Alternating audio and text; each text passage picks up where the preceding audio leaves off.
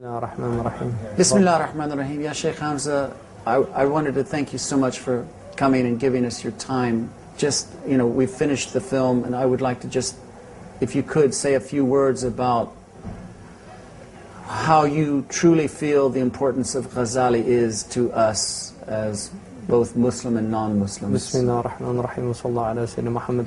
What's really interesting to me, Abdul Latif, is that when we did the film, when we did the interview and you and I were talking during a course of a time, you'd been working on the film for a long time, and we talked for a period of time about script and things like that. I think for me, I was really becoming much more acutely aware of just how important the film was, personally, for a number of reasons. The first and most important reason is I don't think I mean, I can honestly say we do not know who Imam Al Ghazali was. The Muslims don't know who he was. We don't know who he was. This man is one of the most extraordinary human beings that ever lived. If you take all of recorded time, all the people that we know, Socrates, Plato, Aristotle, the great Greeks, if you take the great Hindu, the great Buddhist sages, all these people that have left things behind, if you take all of the great Muslim sages, Imam Al Ghazali is in such a rarefied community. I mean, these people are a handful of people, and he's one of them.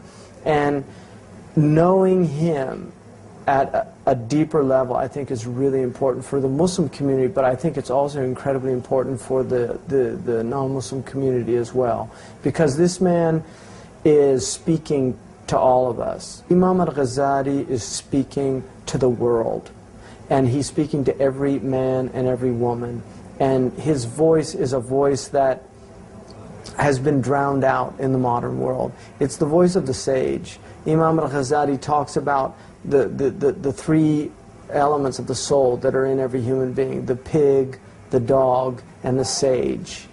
And the pig and the dog, the pig is squealing and the dog is barking today, but we're not hearing the sage. And he is that voice. He's the voice of the sage, and he's really challenging us to get control of the pig and the dog, because while they're important to our souls, they're there for a reason. The concupiscent soul, what's called the lustful soul, and the irascible soul, they're important, those elements of the soul. But the rational soul, the spiritual component within man, that's the element that's so sorely missing in the current scenario. So in terms of the spiritual development of man, I mean, do you think that Al Ghazali's life is the epitome of that search? Well, one of the things that Imam Al Ghazali did is that he really introduced a concept, even though, I mean, the concept has been there from the start. He introduced it in a way that's really quite unique in the Muslim tradition. He introduces the concept of the wayfarer, the Salik.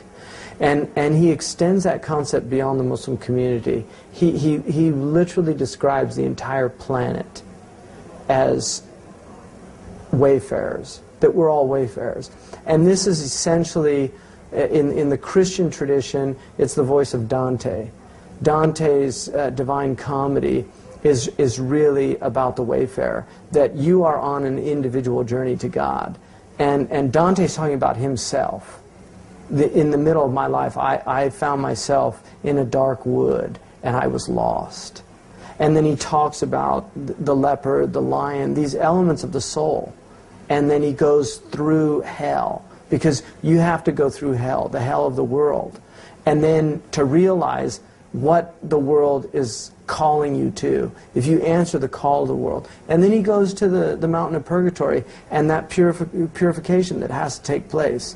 But it has to be an active, it has to be a conscious effort. There's a great scene in the Purgatorio where I think his name is Castello.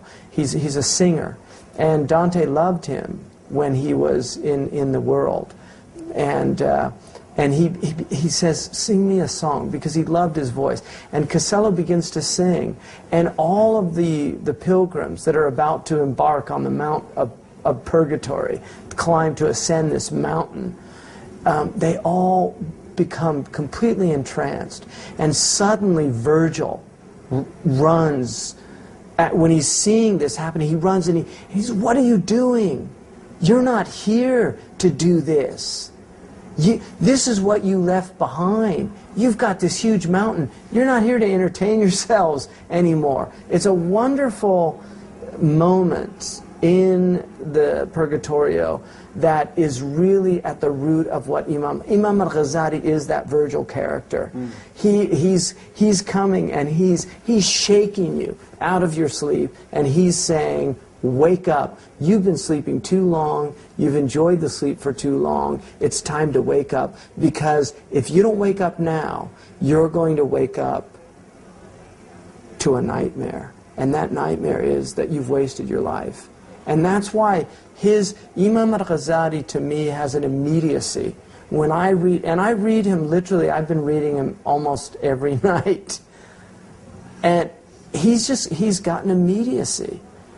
He makes me, and the beauty of it is, he talks about his own, how he was putting off the journey. That he was struggling within his own soul. He was putting off the journey. So he's telling you, look, I was doing this, and then God forced it upon me. He took away my ability to speak. And that was my livelihood. Because he was a genius, and he was brilliant. And then the other thing about Al-Ghazali that really strikes me is he was a master of so many fields, and his books are still the definitive books in those fields. His book on constitutional law, which is called Al-Mustasfa, which is really usul al-fiqh, it's the methodology of legal derivation. It's still considered the acme of the Islamic legal tradition. It really is.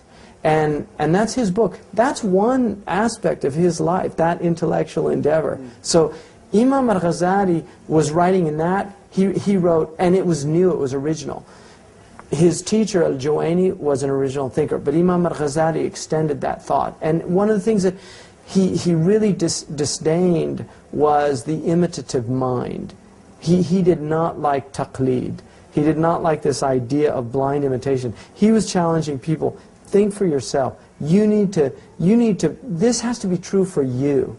It can't be true because your father told you it's true. It can't be true because your society tells you it's true. It has to be true for you. And the only way it's going to be true for you is if you take it seriously enough to think about it. So that's what he's doing. This is, in fact, a result of his first crisis, which was one of doubt and skepticism, I think. That's what he went, the dark night of the soul. He experienced that in a real way. And he was honest enough not to become a fanatic. Because what many people do when they have that crisis is that they either lose their faith or they become fanatics. Because the fanatic is somebody who, his zealousness will create such internal agitation that his soul is never still enough to have the doubts. That's the born again, but without having experienced. Well, the first birth didn't take place. It was stillborn, spiritual stillborn. Yeah. Now, if we could just talk a little bit about the film. I mean, obviously I put what I could into it. Some scenes, maybe... I think one of the criticisms that some of the people had that we've shown the film is that he didn't seem happy, which to me is missing the point entirely. It's a very superficial reading of the film. The man that portrays Imam Al Ghazali in the film, and he's obviously a brilliant actor, but the man that portrays the film was portraying a state, and the state that he was portraying was one of what the Sufis called jidd, of absolute seriousness. Absolute seriousness does not, there's a few times he smiles in the film, but not very often. Absolute seriousness is not a morbid approach to life. It is a very intense approach to life. Intense people are difficult to be around for a lot of people because most people aren't very intense. Most people don't take their lives that seriously. some people become witty about it. Some people become cynical. Some people become boring. I mean, there's a lot of strategies that people use to deal with the basic phenomenon of mortality, of the fact that we're here, we're going to die. And death is very real and very present. Death is present in every moment. And embracing seriousness is really embracing mortality. It's what Heidegger called the being unto death. It's accepting that you're going to die, and it's not becoming morbid about it. It's, I need to prepare, because this journey's coming. And that's really what Imam Al Ghazali is doing, and I think that's what you were trying to get out in the film, is that he was serious. And he's telling us, this thing's too important. Don't miss this opportunity, because you only get it one time. Muslims aren't Hindus. You know, I mean, there's not a second chance. And what you do here is going to return to you in the next life. And the other thing, Imam Al Ghazali, one of the things I was reading, in fact, just a few days ago in Mizan al-Amal. I was on the airplane, and I couldn't put that book down. I just got a critical edition in Egypt, so I was reading it. And one of the things that he said, if we look at what all human beings are looking for, they're all looking for happiness. That's it. You know, in my country's foundational, well, you also, you're from the States, but in our foundational document, which is the Declaration of Independence, you know, Thomas Jefferson said, all men are born with certain inalienable rights, among which are life, liberty, and the pursuit of happiness. And it's interesting because that original statement, according to Locke, John Locke, who originally made that statement, said, and the pursuit of property. But Jefferson was a metaphysician. He had a more of a metaphysician's mind than an empiricist. You know, Locke was more in the empiricist tradition. Jefferson understood that really that is the fundamental human reality, is the search for happiness. Now, we have different definitions of happiness, and Imam Al Ghazali goes through each one of them. Some people define happiness as pleasure, but like the Buddhists say, the problem with pleasure is that every earthly pleasure is only temporary. So when I'm eating, I have the pleasure of food, but it comes to an end, and I can't just keep eating because I get full. And I'll actually get sick if I keep eating. The pleasure of sexuality comes to an end, and it's over. And then again, I can't keep doing it because the body can't take it. It's as simple as that.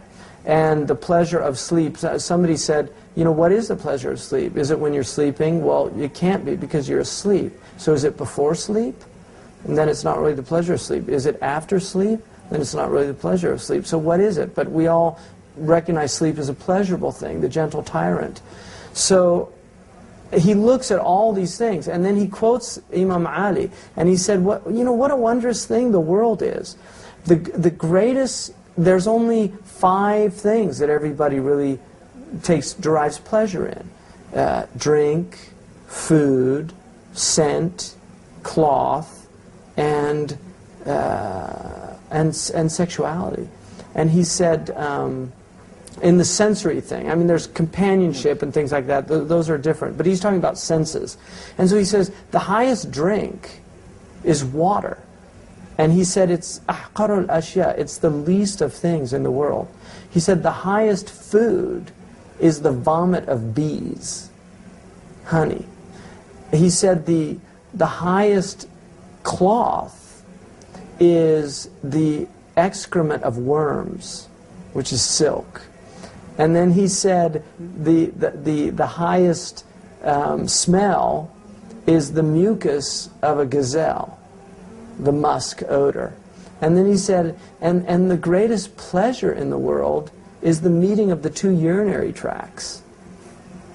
So there's the world. So he said that can't be what happiness is. That can't be the ultimate. If it is, I mean, it's a real trick's being played on us. And then he looks at position and wealth and power and all these other things that people pursue. And again, he says the problem with them is that beauty is an intangible. It's in the eye of the beholder. It's something that we can lose at any moment.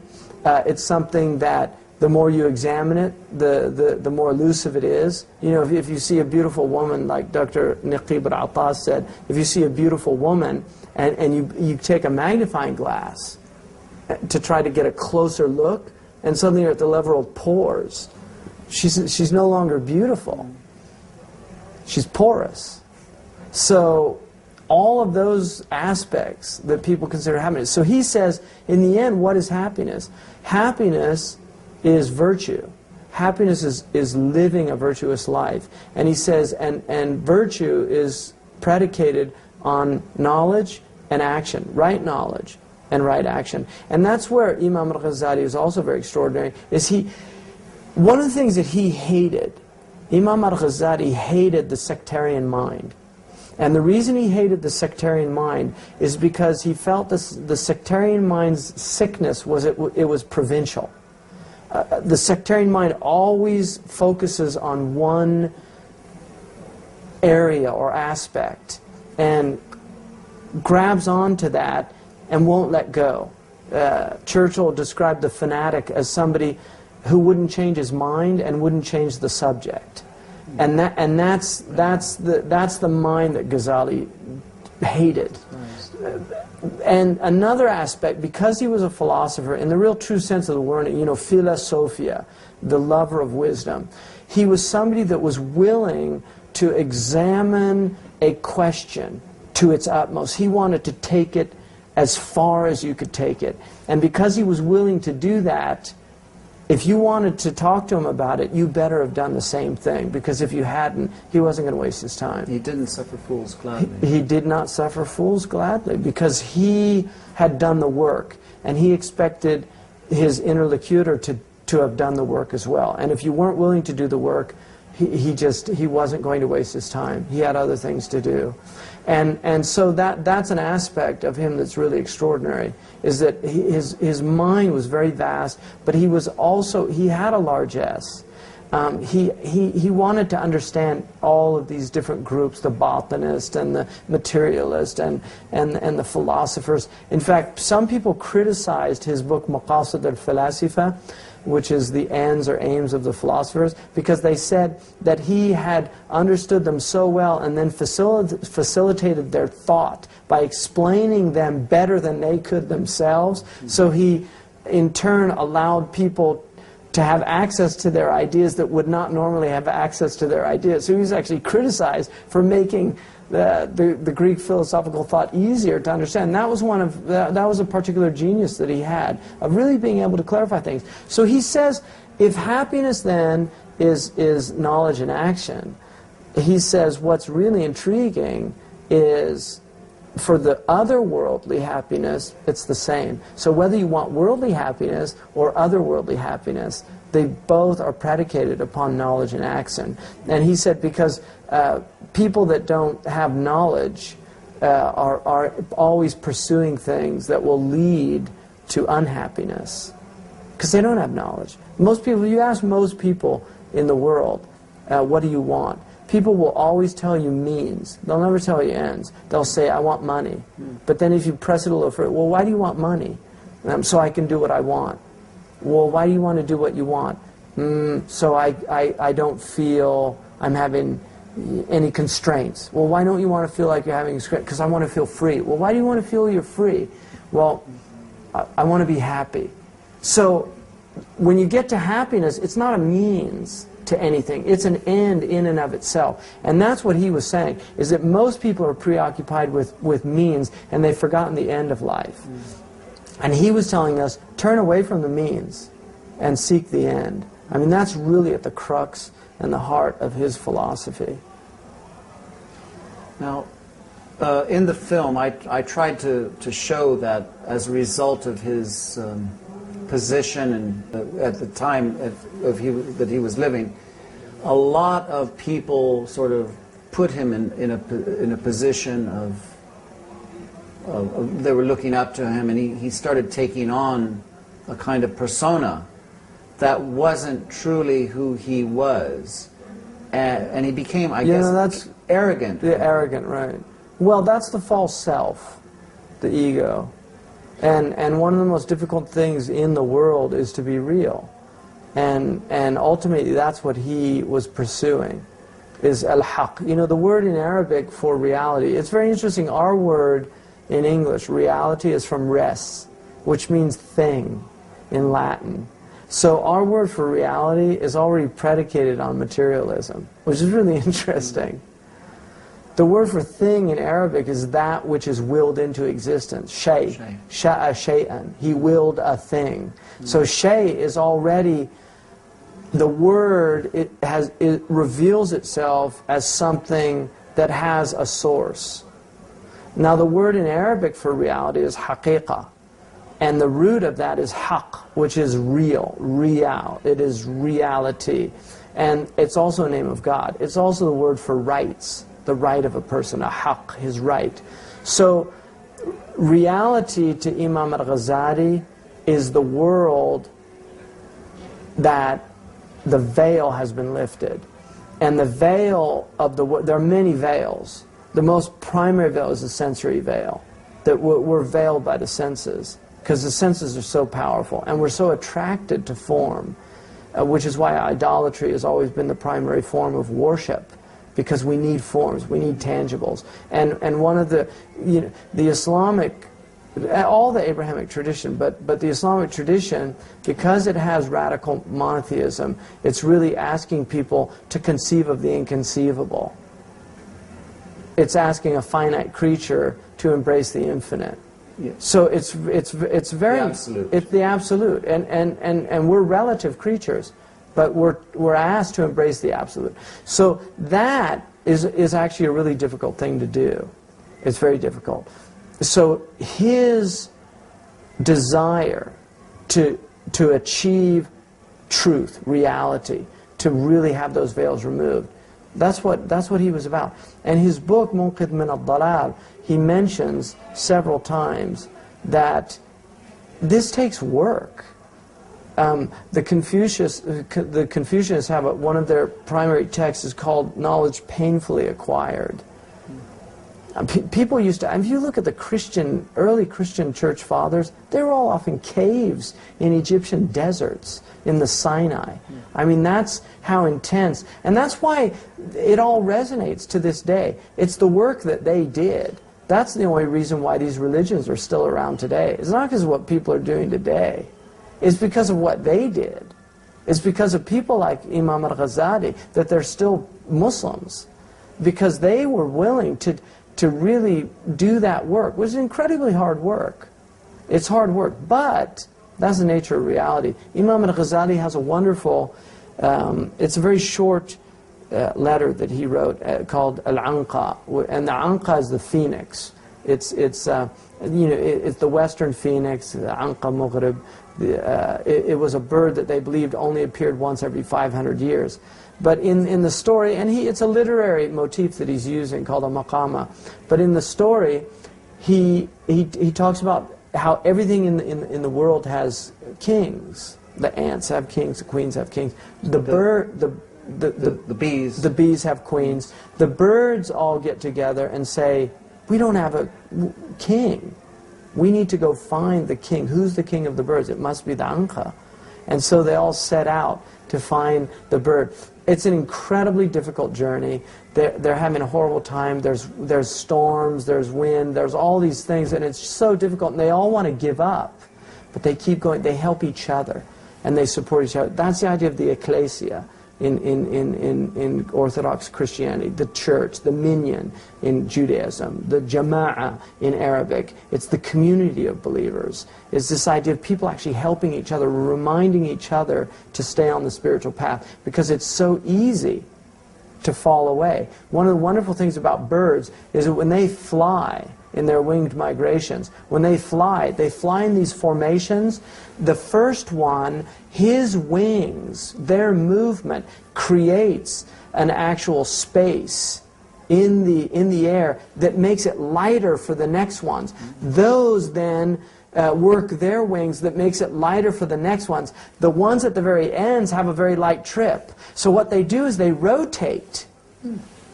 And it enables them to make transcontinental migrations. They literally cross the ocean. People forget that birds cross the ocean. But they do it working together.